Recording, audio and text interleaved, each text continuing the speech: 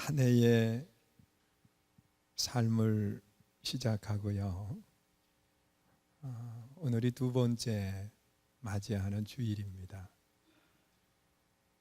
한 해를 시작하면서 마음에 많은 결단들을 했을 거예요. 한 해 어떻게 살아갈까?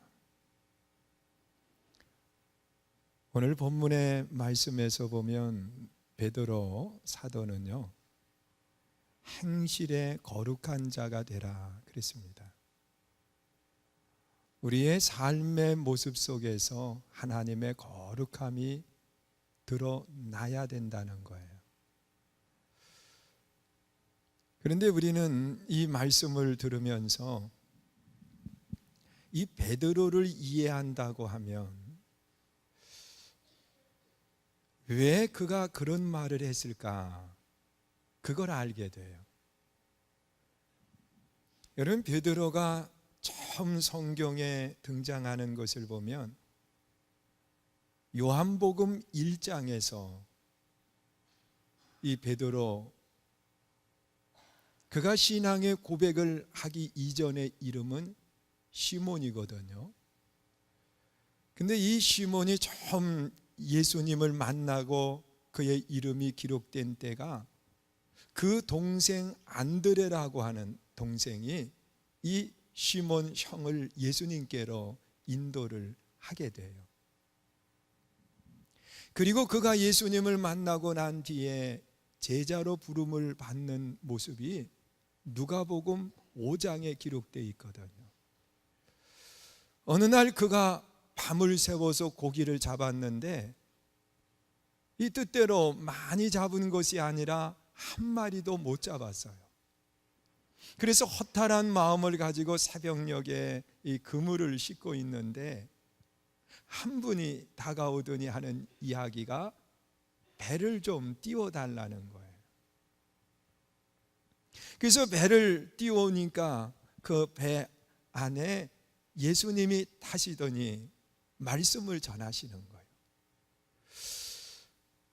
거기에 그물을 싣고 있던 시몬도 예수님이 말씀을 전하니까 그물을 씻으면서 계속 그 귀는 예수님께로 향하여 있었습니다.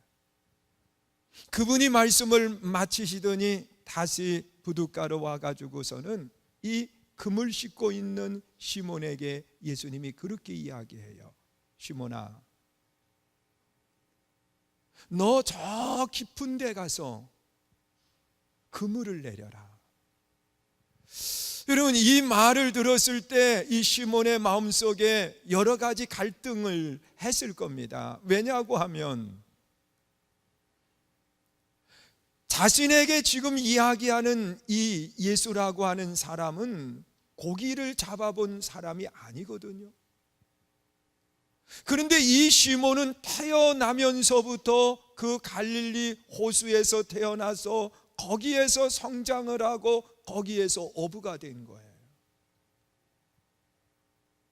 그리고 그가 예수님을 만날 때 이미 결혼을 했기 때문에 그의 나이도 많이 들었을 때예요. 그런데 처음 이 호숫가에 온 그 사람이 자신에게 깊은 데 가서 그물을 내리라고 그랬는데 이 시몬은 자기가 걸어온 그러한 생활 속에서 경험한 것에 의하면 이 새벽녘에는 고기가 깊은 데 있는 게 아니라 뭇 가까이로 나오게 된다는 거예요. 그런데 깊은 곳에 가서 그물을 내리라고 하는 그 말을 듣고서는 이 시몬은 여러 가지 생각에 잠겼다가 그가 예수님께 그렇게 말씀을 해요. 내가 밤을 새워서 고기를 잡았습니다. 그러나 한 마리도 잡지 못하고 내가 지금 그물을 싣고 있는데, 여러분, 그 말 속에는 내가 밤을 새워서 고기를 잡았는데 한 마리도 못 잡았다고 하는 것은 지금 자기의 경험에 대한 이야기를 지금 하고 싶은 거예요. 그러나 자기에 대한 이야기를 더 이상 하지 아니하고, 그러나 말씀에 의지해서 내가 그물을 내리겠습니다. 그리고 깊은 곳에 가서 그물을 내렸을 때 놀라운 기적이 일어난 거예요. 분명히 경험에 의하면 지금 이 시간에 깊은 곳에 고기가 없는데 예수님의 말씀에 의지해서 그물을 내렸더니 그물이 찢어지도록 고기가 잡혔어요. 그 고기를 끌어올려서 내 배에만 채우려고 하다 보면 잠길 정도로 많은 고기가 잡혔어요. 그래서 부둣가에 있는 동료의 배를 불러가지고 두 배에 실었는데 두 배가 가득 채워지는 역사가 일어났고, 그리고 부둣가에 이 시몬이 도착을 해가지고서는 배를 놔둔 상태에 예수님께 다가옵니다. 그리고 예수님 앞에 무릎을 꿇더니 하는 이야기가, 나는 죄인입니다. 나를 떠나달라는 거예요. 그때 예수님께서 시몬에게 하신 말씀을 보면, 시몬아, 지금까지 너는 고기 잡는 어부였지만 이제부터는 사람 낚는 어부가 되어라. 내가 지금까지 살아오면서 먹고 살기 위해서 고기를 잡았지만 이제는 사람을 낚는 어부가 되어라. 그 말씀에 시몬은 배와 그물을 버려두고 예수님을 따랐어요. 여러분, 빈배의 그러한 모습 속에서 예수님을 만나 만선을 이루었고, 그 만선을 이룬 뒤에 예수님께서 따르라고 이야기할 때 모든 것을 버려두고 예수님을 따랐습니다. 이런 시몬과 예수님이 함께 움직이면서 예수님이 삶을 통해서 거룩한 행실을 보인 거예요. 베드로는 어떻게 살아가는 것이 거룩함인지 예수님의 모습을 통해서 보았습니다. 또한 예수님은 시몬 또 다른 제자들을 데리고 다니면서 하나님의 말씀을 가르치기를 시작을 해요. 또한 말씀 속에서 이 시몬은 어떻게 살아가는 것이 거룩함인지를 배우게 됩니다. 그리고 또한 시몬, 그는 예수님과 함께 생활을 하면서 삶을 통해서, 자기의 삶을 통해서 예수님의 거룩함을 행동으로 옮기기를 시작을 해요.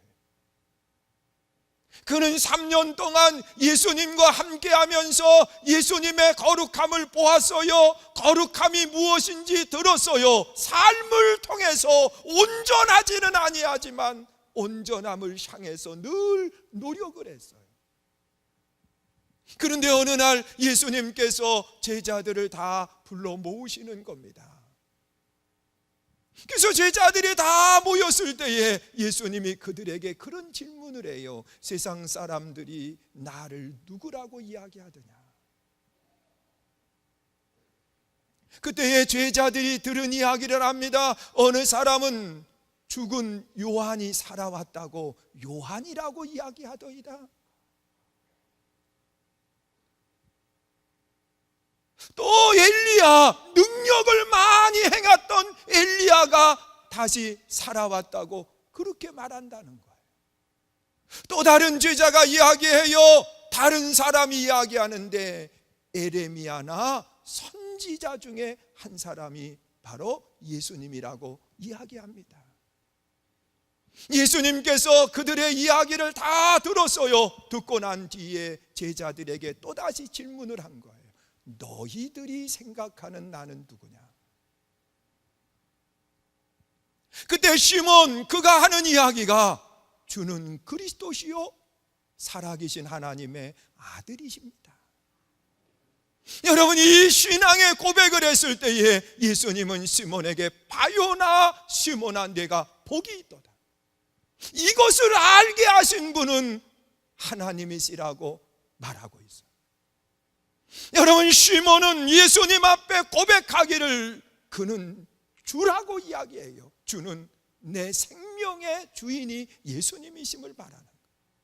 여러분, 그리스도라고 하는 것은 우리가 아는 것처럼 기름 부으심을 받은 사람, 그래서 제사장, 선지자, 왕이 기름 부음을 받는데 바로 예수님이 그분이라고 이야기합니다. 또한 살아계신 하나님의 아들이십니다. 신성을 가지신 분이 예수님이신 것을 고백을 할 때, 예수님은 흡족해 하시면서 바요나 시몬아 내가 복이 있다, 이것을 알게 하신 분은 하나님이시다. 이제는 내 이름을 시몬이라고 말하지 말고 베드로, 반석이라고 이야기합니다. 그러면서 내 위에 하나님의 교회를 세우는데 음부의 권세가 이기지 못한다고 말하고 있습니다. 그러면서 내가 열면 닫을 사람이 없고 내가 닫으면 열 사람이 없다고 그러면서 그를 축복하는 모습을 보게 돼요. 여러분, 이 아름다운 모습 속에서 이 시몬, 그는 얼마나 좋았겠어요. 얼마나 우쭐해요. 여러분, 다른 사람이 감히 이야기할 수 없는 신앙의 고백을 했으니 말이에요. 그리고 난 뒤에 성경에 보면 마태복음 16장, 예수님은 그 신앙의 고백을 하고 난 뒤에 처음으로 십자가를 이야기하는 겁니다. 그러면서 내가 십자가에 달려 죽게 될 것을 이야기할 때 신앙의 위대한 고백을 했던 이 베드로가 예수님을 가로막습니다. 예수님, 그런 일이 일어날 수는 없습니다. 어떻게 예수님이 십자가에 달려 죽는단 말입니까? 그런 일은 있을 수 없다고 그러면서 그를 가로막으려고 할 때 예수님은 시몬 베드로에게 사탄아 물러가라고 그러면서 그를 책망하는 모습을 보게 돼요. 여러분, 신앙의 고백을 했을 때에 최고로 높임을 받았지만 예수님이 하시고자 하는 일을 가로막았을 때에 그는 바닥으로 다시 추락하는 모습을 보여주고 있습니다. 그게 베드로예요. 최고의 인정을 받다가 바닥으로 내려가는 그 모습 말입니다. 그리고 난 뒤에 예수님은 또다시 이 시몬 베드로를 데리고 다니시면서 훈련하고 보이시고 행동하게 했던 모습을 보게 돼요. 그리고 마지막 겟세마네 동산 기도를 할 때에도 이 시몬 베드로를 예수님은 데리고 함께 간 거예요. 그리고 난 뒤에 마지막 십자가를 앞에 놓고서는 예수님께서 제자들을 불러놓고서는 그런 이야기를 하는 겁니다. 너희들이 다 나를 떠나게 된다. 그때 시몬 베드로가 예수님한테 다시 고백을 하는데, 예수님, 여기 있는 다른 제자들은 예수님을 떠날 수 있지만 나는 아닙니다. 예수님께서 이러한 베드로에게 닭이 2번 울기 전에 내가 나를 3번 부인하고 떠나가게 된다 말씀을 하죠. 그리고 예수님이 그 빌라도 법정에서 판결을 받을 때에 이 시몬 베드로는 멀찍이 서서 예수님이 심판받는 그 모습을 바라보고만 있습니다. 예수님이 그 판결을 받을 때 시몬이 멀찍이 서 다른 사람들과 함께 바라만 보고 있을 때 한 여인이 다가오더니 하는 이야기가, 이 사람 바로 저 예수님과 함께 있던 사람이라고 이야기하자 시몬 베드로는 망설이지도 않고 이야기를 해요. 나는 저 사람을 모르는다고. 그러면서 예수님을 부인합니다. 다시 어느 한 여인이 오더니 또다시 이야기합니다. 내가 보았다는 거예요. 저 사람과 함께 있는 것을 말입니다. 그때 또다시 부인을 하는 거예요. 나는 결단코 저 사람 모른다. 얼마의 시간이 지난 뒤에 또다시 한 여인이 오더니 하는 이야기가, 내가 분명히 보았는데 저 사람과 같은 도당이라고 이야기를 합니다. 그때 그는 저주하면서까지 예수님을 부인을 했습니다. 그때 닭이 우는 거예요. 그리고 예수님을 바라보았겠지요. 예수님의 말씀이 생각이 나서 견딜 수 없어서 울면서 그 자리를 떠나갑니다. 그리고 그는 예수님이 십자가에 달리는 모습을 보지도 못했고, 그리고 옛날로 돌아가서 다시 고기 잡는 업으로 돌아간 거예요. 예수님은 십자가에 달려 죽으신 뒤에 3일 만에 부활하셔서 이 제자들 고기 잡는 그들에게 찾아가셨습니다. 그리고 요한에게 그 또한 다른 제자들에게 하는 이야기가 배 오른편에 그물을 내려봐라. 여러분, 우리가 생각할 때 한번 생각해 보세요. 배 오른편에 그물을 내리나 왼편에 그물을 내리나 다른 게 뭐 있겠어요? 지금 우리들의 개념 말고요, 당시의 개념으로 생각해 봐요.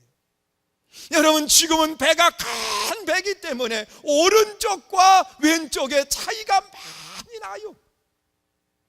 그러나 조그만 배는요, 오른쪽에 내리나 왼쪽에 내리나 바다로 들어가면 합쳐져 버리는 거예요.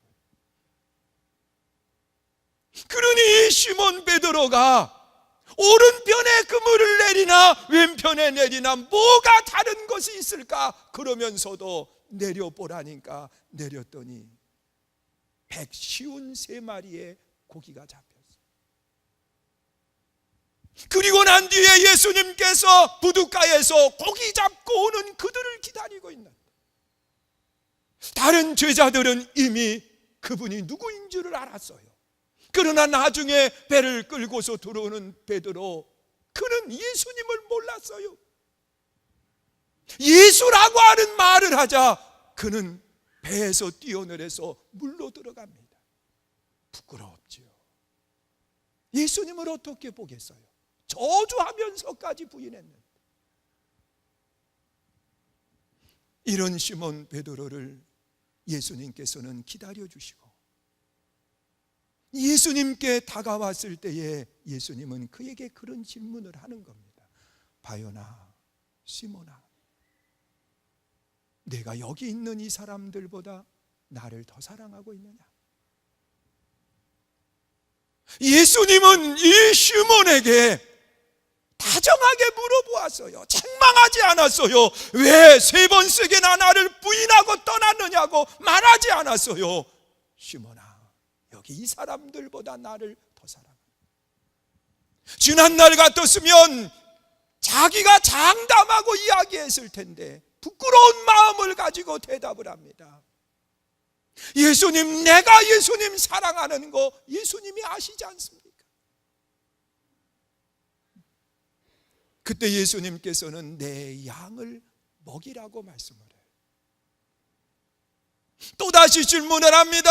바요나, 시몬아, 내가 이 사람들보다 나를 더 사랑하고 있느냐? 그때 그는 또다시 답변을 해요. 예수님, 사랑하는 거 예수님이 아시잖아요. 내 양을 쳐라. 2번 물어보셨으면 될 텐데 또다시 물어보는 거예요. 바요나, 시몬아, 내가 여기 있는 이 사람들보다 나를 더 사랑하고 있느냐? 그는 지난날 3번 부인했던 자기의 모습을 보았겠지요. 부끄럽지만 또다시 답변을 해요. 내가 예수님 사랑하는 거 예수님이 아시지요. 내 양을 먹이라. 그리고 예수님은 제자들과 함께 계시다가 마지막 승천하시기 전에 제자들에게 부탁한 것이 있어요. 예루살렘을 떠나지 말고 아버지가 약속한 성령을 기다려라. 여러분, 이 말을 들은 제자들 또 다른 사람과 함께 120명이 예루살렘을 떠나지 아니하고 마가의 다락방에 모여서 그들이 합심해서 기도할 때, 사도행전 2장에 보면 그 불에 셔같이 갈라지는 성령이 그들 속에 임했다고 말씀을 하고 있습니다. 여러분, 지난날에 이러한 베드로의 삶의 모습을 보세요. 그는 바닥에서부터 예수님을 만났고, 예수님을 만나고 난 뒤에 만선의 복을 받고, 예수님과 함께 생활하면서 최고의 극찬을 듣고, 또한 하나님의 뜻을 가로막으려다가 그는 바닥으로 내려갔다. 그의 마음속에 교만 때문에 장담을 하면서 다른 사람은 다 예수님을 떠날 수 있지만 나는 아니라고 이야기하다가 예수를 3번씩이나 부인하는데 저주하면서까지 부인해서 바닥으로 내려가. 또다시 부활의 예수님이 그를 찾아와 주셔서 3번 부인했던 자기를 3번 사랑을 확인하신 뒤에 또다시 사명을 맡겨주십니다. 그러면서 이 베드로전서 1장에 오늘 본문 2절의 이전의 말씀을 보면 그는 하나님의 은혜를 찬양하는 거예요. 내가 산 것은 내 힘과 내 능력이 아니라는 거예요. 내가 산 것은 하나님의 은혜다. 그러면서 사랑하는 성도들에게 그는 은혜로 살아가는 사람에게 3가지의 명령을 하고 있습니다. 부탁이 아닙니다. 그 말씀이 오늘 본문의 내용인 거예요. 가장 먼저는 어떤 명령을 하느냐? 오늘 본문 13절 말씀을 보세요. 읽습니다. 시작. 그러므로 너의 마음에 허리를 동이고 근신하여 예수 그리스도께서 나타나실 때에 너희에게 가져다 주실 은혜를 온전히 바랄지어다. 여러분, 주님이 가져다 주실 은혜를 온전히 바라라고 그렇게 말씀을 해요. 여러분, 베드로는요 지금까지 은혜로 살아가는 것이 아니라 자기의 경험과 자기의 힘과 자기의 능력으로 사는 줄 알았어요. 지금 여기에서 예배하는 분들 가운데에도 지난날 베드로처럼 내 힘으로 살아가는 줄 알았어요. 내가 힘이 있어야 산다, 내가 능력이 있어야 산다, 내가 가져야 산다라고 말하면서 내가 하려고 했어요. 지나고 보니까 아니에요. 은혜로 사는 거예요. 믿으세요? 우리 옆에 분에게 인사하세요. 은혜로 삽니다. 은혜로 삽니다.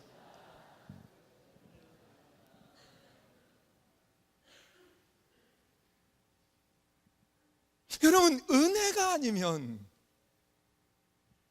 우리는 잠시도 살아갈 수 없는 사람들이에요. 여러분, 한날 한날의 삶이 내 힘으로 사는 것이 아니더라고요. 하나님이 은혜 베풀 때에 우리의 삶에는 풍성함을 누릴 수 있고, 하나님이 은혜 주실 때에 우리는 기쁨으로 생활할 수 있는 겁니다. 은혜 주셔야 돼요. 그런데 하나님의 은혜를 받고 은혜 가운데 사는 사람들의 모습을 그렇게 표현하고 있습니다. 마음에 허리를 동여야 된다 그랬습니다. 오늘 여러분들이 신앙생활을 하면서 우리가 마음에 허리를 동이고 하나님의 은혜를 바라보면서 늘 생활할 수 있는 삶이 되시기를 축원합니다. 여러분, 허리를 동인다라고 하는 것은 단정하게 정렬하는 것을 말하고 있습니다. 우리 몸을 한번 생각해 보세요. 옷을 입어요.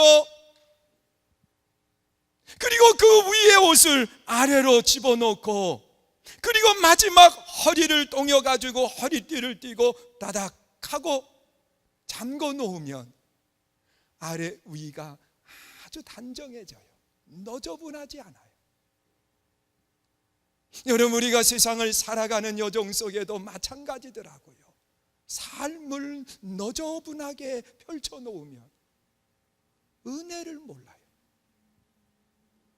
그런데 내 삶을 다 정돈해 보면, 내 삶을 다 그 하나로 묶어 놓으면 그때서 깨닫는 것이 뭐냐? 은혜였구나. 은혜였구나. 여러분, 여러 가지 많이 펼쳐져 있으면 은혜를 몰라요. 내가 잘나서 사는 것처럼 느껴지는 거예요. 내가 최고인 것처럼 느껴지는 거예요. 그러나 정돈을 다 하고 보면, 단단히 매어놓고 보면 하나님의 은혜를 알게 돼요. 여러분, 베드로가 지난날 너저분하게 자기 삶을 펼쳐놨을 때에는 자기가 최고인 것처럼 생각했어요.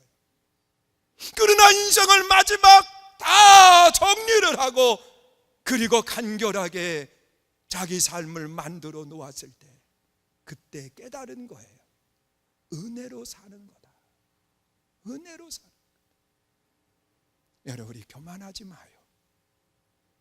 은혜로 사는 거예요. 믿으십니까?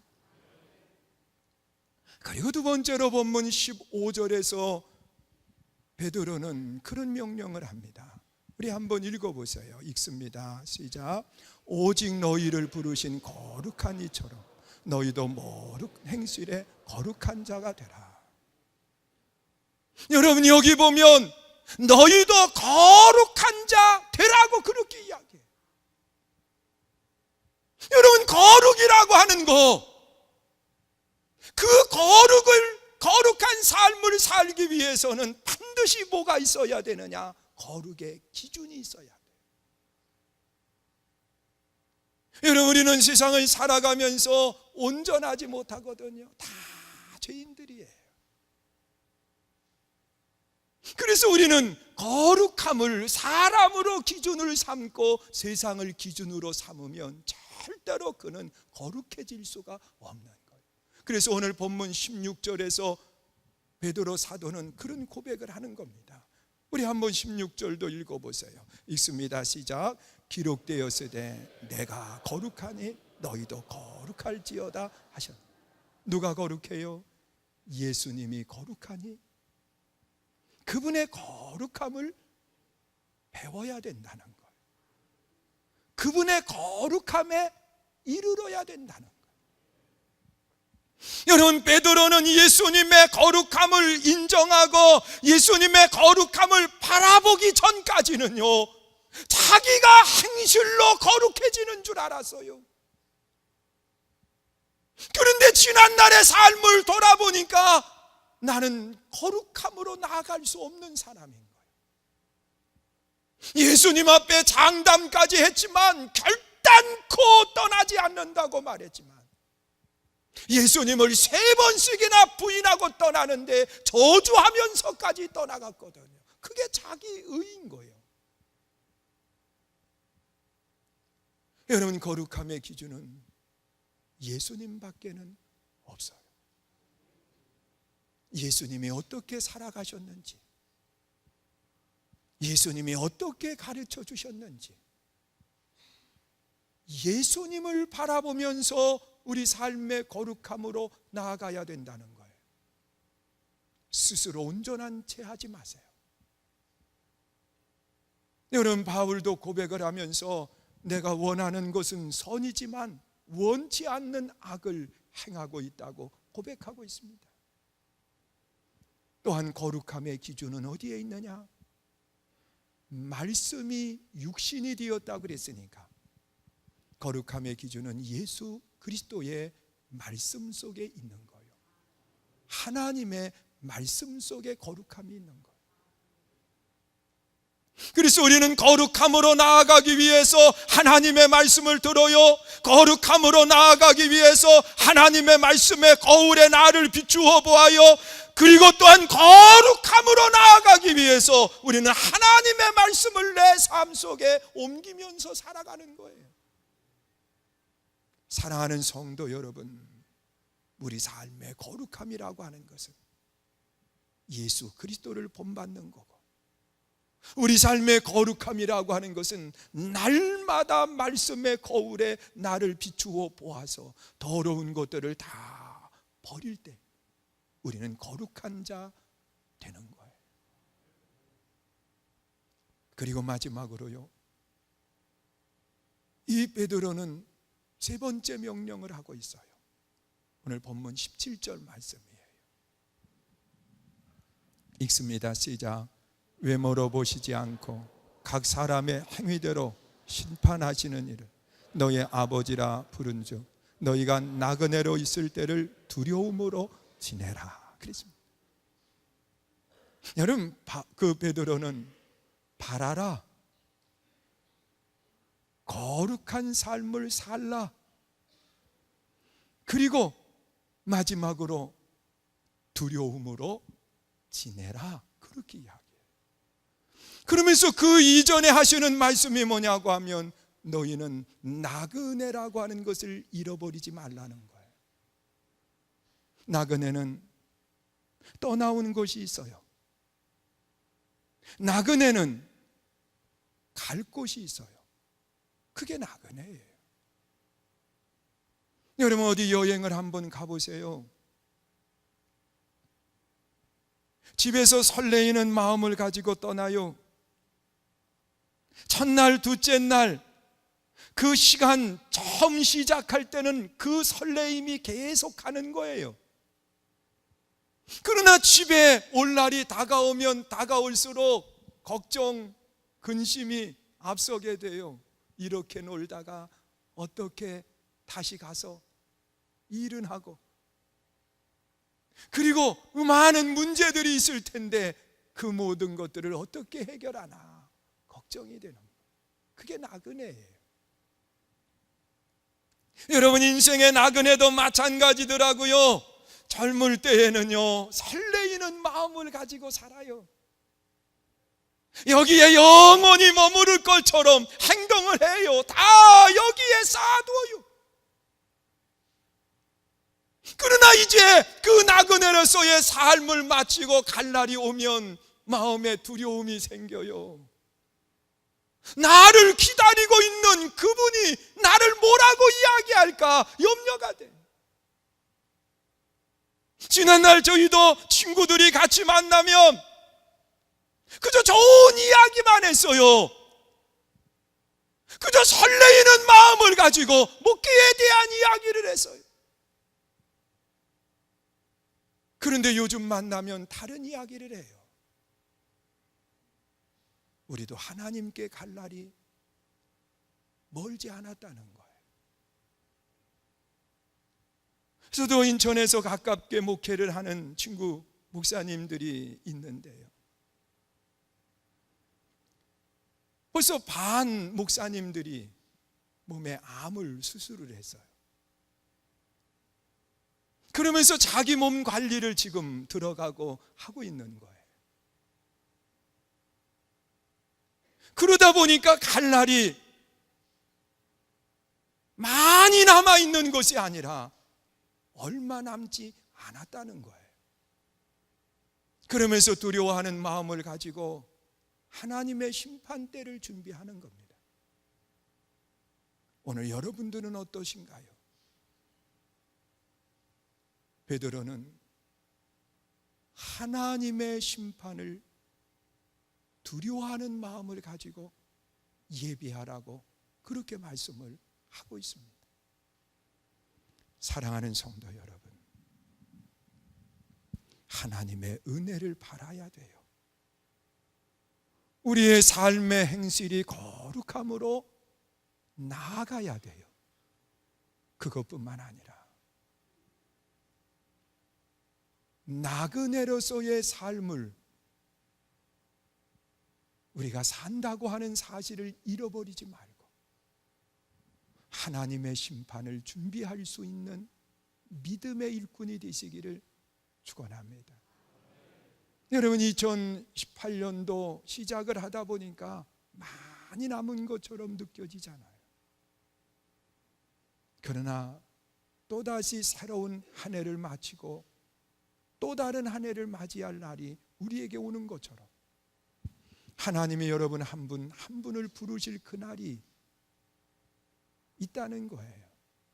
우리가 그날을 준비하면서 하나님 앞에 아름다운 모습을 잃어버리지 않는, 거룩한 행실을 잃어버리지 않는 믿음의 일꾼이 되시기를 주의 이름으로 축원합니다. 우리 시간 함께 찬양하고요, 기도하시는데 우리 말씀을 다시 한번 생각해 보세요. 내 힘으로 살아가는 것이 우리들의 삶이 아니라 하나님의 은혜인데, 우리는 교만해서 내 힘으로 살아가는 줄 알았어요. 하나님의 은혜예요. 우리는 거룩함으로 나아가야 되는데, 내 경험이, 내 지식이 거룩함으로 나아가는 길인 줄 알았어요. 그런데 그게 아니더라고요. 거룩함의 기준은 예수님이에요. 거룩함의 거울은 말씀이에요. 또한 여기 영원히 살 것처럼 우리는 살아오는데 우리 나그네예요. 하나님께 가야 돼요. 그날을 예비하고 하나님 앞에 아름다운 모습을 잊지 않게 해달라고 우리 말씀 생각하시면서 함께 기도할 수 있기를 바랍니다. 내가 주인 삼은 모든 것 내려놓고 내 주 대신 주 앞에 나와